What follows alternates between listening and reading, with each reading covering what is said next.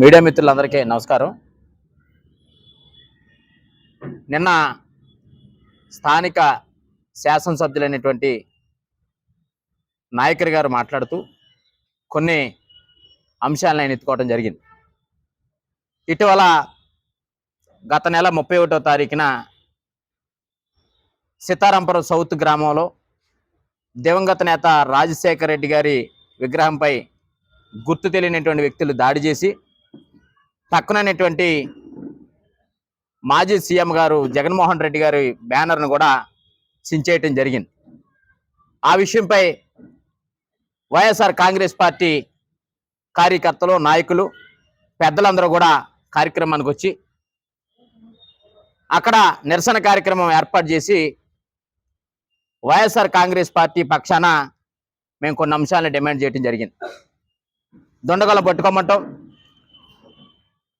పట్టుకునే ప్రభుత్వం పోలీసు వారు తగిన విధంగా శిక్షించాలని చెప్పి మేము డిమాండ్ చేయడం జరిగింది. దాన్ని ఆసరాగా తీసుకుని స్థానిక శాసనసభ్యులైనటువంటి నాయకర్ గారు మాట్లాడుతూ కొన్ని అంశాలు మాట్లాడటం జరిగింది. ఒక్క విషయాన్ని చాలా స్పష్టంగా చెప్తా ఉన్నాం.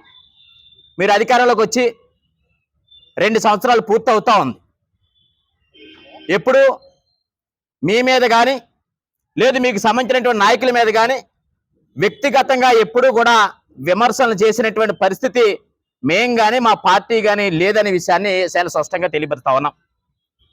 వాస్తవంగా మీరు 2 సంవత్సరాల అధికారంలో నియోజకవర్గ అభివృద్ధిలో కానీ నియోజకవర్గంలో జరుగుతున్నటువంటి సంక్షేమంలో కానీ ఏం చేశారో ప్రజలు చెప్పే పరిస్థితిలో ఉంది. మీరు మాట్లాడారు, మతాల మధ్య చిచ్చు పెడతా ఉన్నారు, కులాల మధ్య చిచ్చు పెడతారని చెప్తా ఉన్నారు.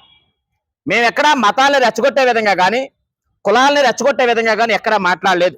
మేము మాట్లాడినటువంటి అంశాన్ని ప్రతి ఒక్కదాన్ని కూడా మీరు స్టడీ చేయవచ్చు. మేము మాట్లాడింది ఏదైతే దివంగత నేత రాజశేఖర రెడ్డి గారి విగ్రహంపై దాడి చేసినటువంటి వ్యక్తుల్ని ప్రభుత్వం చర్యలు తీసుకోవాలి, పోలీసు వారు వారిని తొందరగా పట్టుకోవాలని చెప్పి మేము డిమాండ్ చేయడం జరిగింది. అందులో భాగంగానే పోలీసు వారు సీసీ ఫుటేజ్ ద్వారా ఒక 4 విద్యార్థుల్ని ఉన్నారని చెప్పి 4 విద్యార్థులు 10th క్లాస్ విద్యార్థులు ఆ విగ్రహంపై దాడి చేశారు, బ్యానర్పై దాడి చేశారని చెప్పి చెప్పడం జరిగింది. వారందరూ కూడా మైనార్టీ పిల్లల పాపం. వారు 15, 16, 17 సంవత్సరాలు ఉన్నటువంటి వయసు కలిగినటువంటి విద్యార్థులు. వాళ్ళ జీవితం ఎక్కడా కూడా ఇబ్బంది జరగకూడదు అన్న ఉద్దేశంతో వారు ఎక్కడ కుటుంబాల్లో కానీ లేకపోతే వారి యొక్క జీవితం స్మాస్ అవ్వకూడదు అన్న ఉద్దేశంతో పోలీసు వారితో మేము మాట్లాడి సామరస్యంగా ఆ గొడవని మేము అక్కడ క్లియర్ చేయటం జరిగింది. గొడవని అక్కడ సర్దుబాటు చేయటం జరిగింది. అయినప్పటికీ కూడా మేము ఎక్కడా మళ్ళా పోలీసు వారు మాకు విషయం చెప్పిన తర్వాత మేము ఎక్కడా ప్రెస్ మీట్ పెట్టలేదు, ఎక్కడా మిమ్మల్ని విమర్శించలేదు, ఎక్కడ మీ పార్టీని కానీ మీ పార్టీ నాయకుల్ని కానీ ఎక్కడ మేము కామెంట్ చేసినట్టు పరిస్థితి లేదా.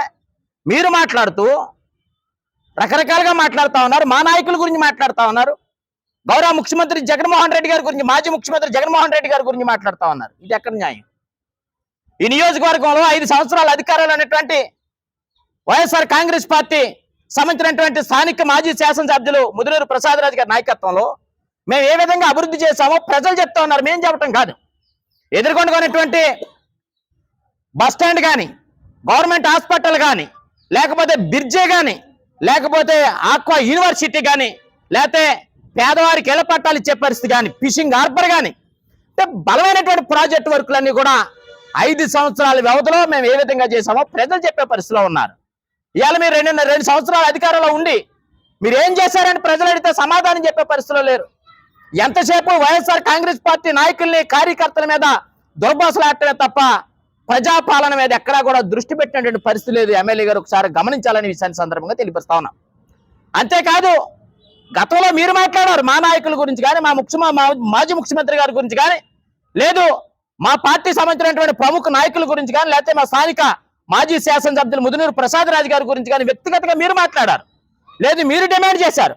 మేము ఎక్కడ మీ గురించి ఎక్కువ మాట్లాడలేదే. నియోజకవర్గంలో మీరు అధికారంలోకి వచ్చిన తర్వాత క్లబ్బులు కానీ పేకాట స్థావరాలు కానీ పెరిగిపోయినాయి. మేము మాట్లాడట్లా. ఎందుకని? ప్రజలు సమాధానం చెప్తారు. ప్రజలు తగిన బుద్ధి చెప్తారు. ప్రజలు గమనిస్తున్నారు. ప్రజల మేధావులు మీకు ఓటేసి గెలిపించారు. బీసీ బిడ్డగా ఈ నియోజకవర్గంలో రాక గొప్ప అవకాశం మీకు వచ్చింది. వచ్చినప్పుడు దాన్ని మార్కుగా మీరు చూపించుకోవాలి తప్ప దాన్ని బిజినెస్ గా మార్చుకుంటా ఉన్నారు తప్ప ఎక్కడ కూడా మార్కుగా చూపించుకునే పరిస్థితి లేదు.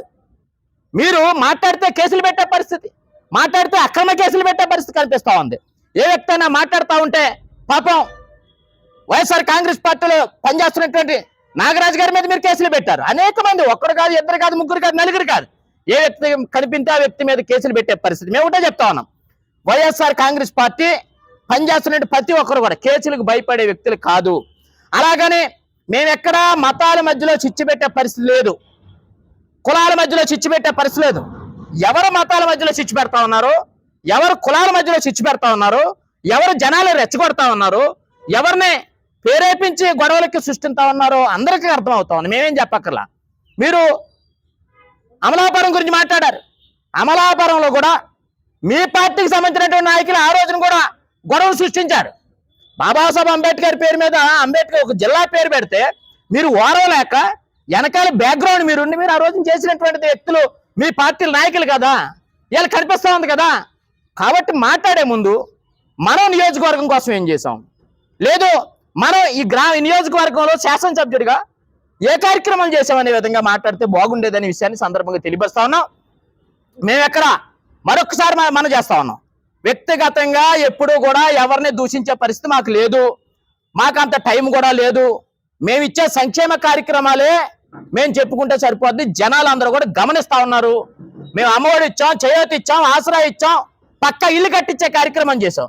మేము ఇచ్చినటువంటి కాలనీలో కిటికేశారు ఎమ్మెల్యే గారు, ఒక్కసారి మీరు గమనించండి. మేము కాలనీ ఇచ్చాం, దగ్గర 15,000 మందికి పట్టాలు ఇచ్చామే, ఒక కిటికేశారా? చెత్తేస్తా ఉన్నారు. చెత్తేసి ఆ ప్లేస్కి మీరు ప్రజలు అనుకుండా దాన్ని ఇలా తప్పుదావ పట్టించే పరిస్థితి కనిపిస్తా ఉంది. నరసాపురం మున్సిపాలిటీలో పక్కన చెత్త పెరిగిపోయి అనేక మంది కార్యక్రమాలు చేస్తా ఉంటే దాని గురించి మాట్లాడండి. ఒకసారి నియోజకవర్గం మీద దృష్టి పెట్టండి. ఎంతసేపు కూడా మా ఇంటికి వస్తే ఏం తెస్తావు, మీ ఇంటికి వస్తే ఏమి ఇస్తావు అనే పరిస్థితి కాదు. జనాలు ఇచ్చారు మీకు అవకాశం, ఇచ్చినప్పుడు మీరు దాన్ని ఉపయోగించుకోండి. ఈ నియోజకవర్గంలో ఒక గొప్ప అవకాశం మీకు వచ్చింది. సంక్షేమ కార్యక్రమాల మీద దృష్టి పెట్టండి. ఇవాళ మీరు అధికారంలోకి వస్తే సూపర్ 6 పథకాలు అన్నారు, ఎక్కడిచ్చారు చెప్పండి. అసలు కార్పొరేషన్, మేము కార్పొరేషన్ చైర్మన్గా చేసినప్పుడు కుర్చీలే తప్ప కుర్చీ లేదని చెప్పారు, ఆఫీసు లేదని. ఇవాళ మీరు చూడండి, అసలు ఒకసారి చూసి కుర్చీలు ఆఫీసులు లేనటువంటి పరిస్థితి. ఇవాళ జీతాలు పడలేదని మీ నాయకులు చెప్తా ఉన్నారు.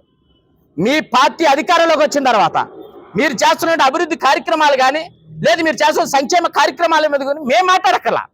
మీ నాయకులే, మీ పార్టీ సంబంధించిన నాయకులే మాట్లాడుతూ ఉన్నారు. మీ గురించి వ్యక్తిగతంగా మేము మాట్లాడక్కర్లా.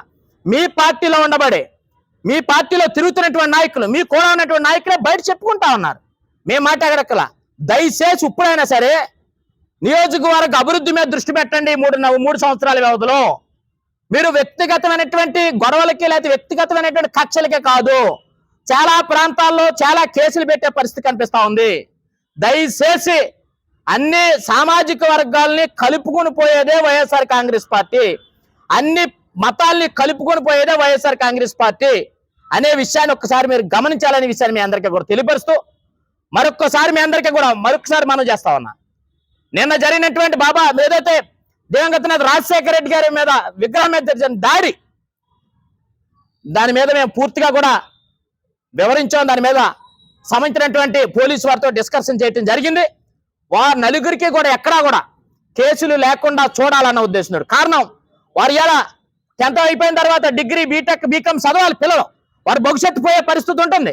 కాబట్టి వారి మీద మేము కక్ష కాదు. మీరు అంటా ఉన్నారు ఇప్పుడు ఏం చేస్తారు చూడండి, లేకపోతే ఇప్పుడు మీరు కేసులు ఏం చేస్తారు చెప్పండి అంటే పిల్లలు చేశారన్న ఉద్దేశంతో మీరు ఆ విధంగా మాట్లాడుతూ ఉన్నారే. అదే కనుక పెద్దవారు చేస్తుంటే అసలు మీరు ఆ విధంగా మాట్లాడేవారా? పెద్దవారు చేస్తుంటే కనుక ఆ విధంగా మీరు ప్రెస్ మీట్ పెట్టేవారా? మీరు మాట్లాడటానికి ఆధారాలు ఉండాలి కదా ఎమ్మెల్యే గారు. కాబట్టి దయచేసి ఇప్పటికైనా సరే వైఎస్ఆర్ కాంగ్రెస్ పార్టీ నాయకుల్ని విమర్శించడం మానండి. మా నాయకుడు ప్రజల నుంచి పుట్టుకొచ్చినటువంటి నాయకుడు, ప్రజల సంక్షేమం కోసం నిలబడినటువంటి నాయకుడు, ప్రజా సంక్షేమం కోసం పోరాటం చేస్తున్నటువంటి వైఎస్ఆర్ కాంగ్రెస్ పార్టీ అనే విషయాన్ని మరొకసారి మీ అందరికీ కూడా తెలియపరుస్తూ, నరసాపురం నియోజకవర్గంలో చరిత్ర చూస్తే ఎన్నడూ లేని విధంగా మా పార్టీ అధికారంలో ఉండగా, స్థానిక శాసనసభ్యుడిగా ప్రసాదరాజు గారు అధికారంలో ఉండగా సంక్షేమ కార్యక్రమాలు తీసుకొచ్చాం, సంక్షేమ అభివృద్ధిని తీసుకొచ్చాం. అనే విషయాన్ని మరొకసారి మీ అందరికీ కూడా తెలియపరుస్తూ, ఎవరన్నా అడిగితే సమాధానాలు చెప్పడానికి కూడా మీ దగ్గర లేనటువంటి పరిస్థితిలో ఉంది, మరొకసారి మేము హెచ్చరిస్తున్నాం అనే విషయాన్ని కూడా మీ అందరికీ కూడా తెలియపరుస్తూ, ఈ అవకాశం ఇచ్చినటువంటి ఈ కార్యక్రమానికి ఇచ్చేసినటువంటి పెద్దలందరికీ కూడా హృదయపూర్వక ధన్యవాదాలు తెలియజేస్తూ నేను సెలవు తీసుకుంటా ఉన్నా.